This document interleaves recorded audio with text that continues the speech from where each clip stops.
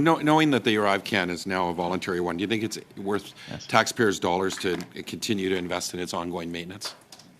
I don't think there is whatsoever. No, we have so many other more pressing needs. Like I mentioned a few of them before. We don't really look at rail, marine. We're examining a small fraction of what we should be. Land borders that are, I mean, some of them are falling apart. I could give you an example.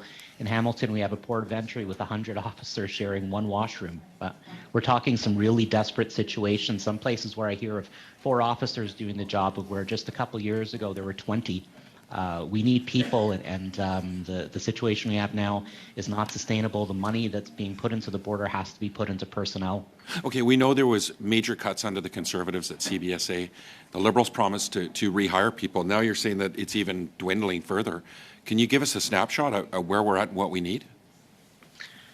As I said, overall numbers, I could give you 2,000 to 3,000, but specific numbers, I could give you some examples at some ports. For example, Toronto Pearson Airport, our busiest airport in Canada. 2017, we were approximately 600 frontline officers. We're under 300 now. We're at less than half. Montreal, 2019, we were at 260 at Trudeau Airport. We're under 200. Vancouver International Airport, 2009, we were at 181. We're down to 77. Right. Land borders, the situation is really not better. Rainbow Bridge, we're short about 100 officers. These are not small numbers. We're dealing in many places with half or less than what we need. It makes the job of keeping our border safe really almost impossible.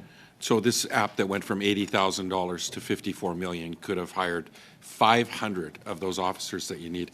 Mr. Chair, I'm going to move a motion that I've circulated to this committee. I believe everyone's in agreement for it. I'll read the motion. That the committee recommend the Auditor General conduct a performance audit to evaluate if the Treasury Board provides adequate guidance to federal departments on developing credible cost estimates in relation to make or buy decisions to achieve the objectives of best value and sound stewardship and access to departmental compliance with respect to applicable Treasury Board policies and guidance. Thanks, Mr. Johns. It doesn't meet the notice requirement, but I believe it does reflect the subject at hand. Mm-hmm. Okay. Any debate on it? Oh. Right. Anyone opposed? Thank you. We'll consider it passed. Thanks, Mr. Johns. Like 14 seconds left. Well, I just want to say to Mark Weber and to all CBSA staff, and thank you so much for your patience and your work. And I'm very sorry that you've had to endure this difficult challenge at the border on top of the staffing shortages that you already face.